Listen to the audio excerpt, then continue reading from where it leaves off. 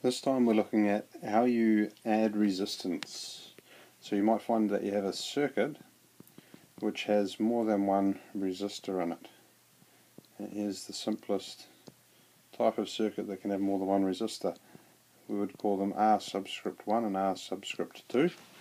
And if we're adding these together to find the total resistance, it's just, and this is series by the way, a series connection of resistors.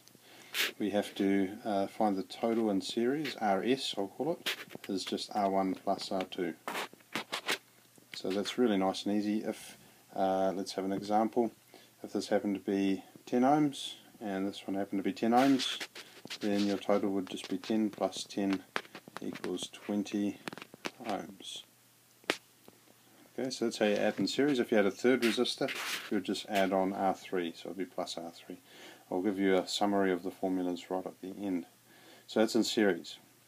In parallel, you might find there's a parallel circuit that you have one resistor, but then you have another resistor.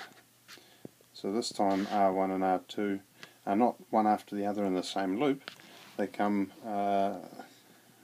in two separate loops in the circuit. So to work out the total resistance in this case, this is a wee bit more tricky. There's actually two formulae you can use.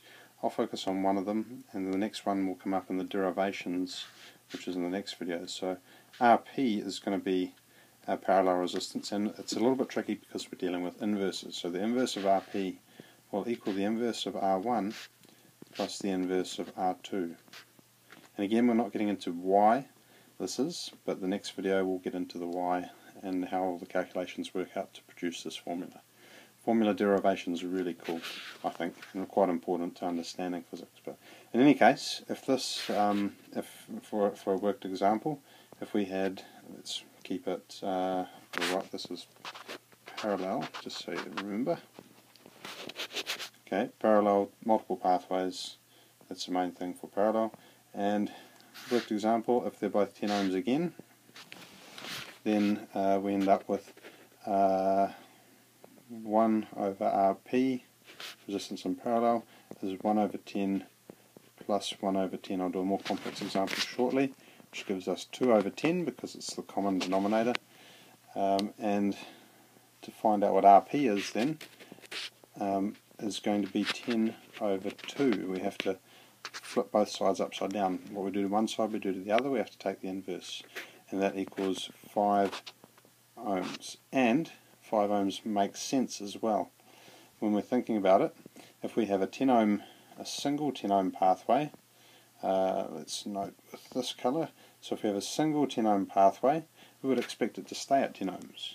But if we add a second pathway, we're allowing twice the current, I is the symbol for current, twice the current to pass through, because we've got two pathways, and this, as you saw in the previous video, is like having two corridors rather than one, meaning you can get twice the amount of students through. So twice the amount of students through would indicate that you have half of the resistance, which is how that we come to that 5 ohms when we started with 10. Now, you're very fortunate because on your calculator you can just put in fractions. You can put 1 over 10 plus 1 over 10 equals, and you'll arrive at that 2 over 10.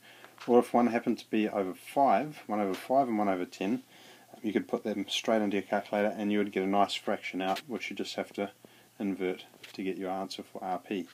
But just mathematically speaking, you could do this in a couple of different ways.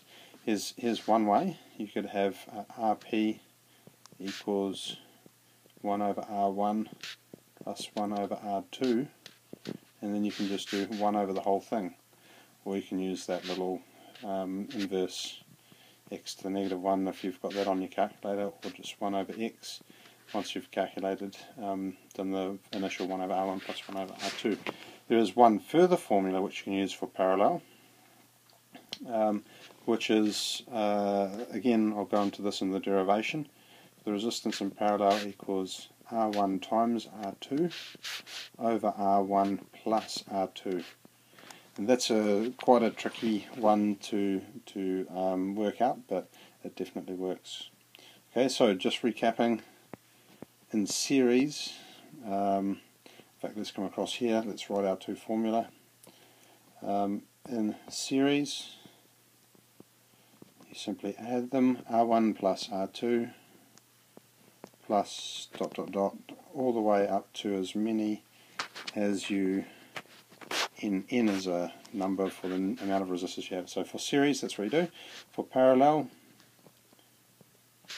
it's the same thing, except it's inverse. So 1 over R1 plus 1 over R2 plus ... all the way up to 1 over however many numbers of resistors you have.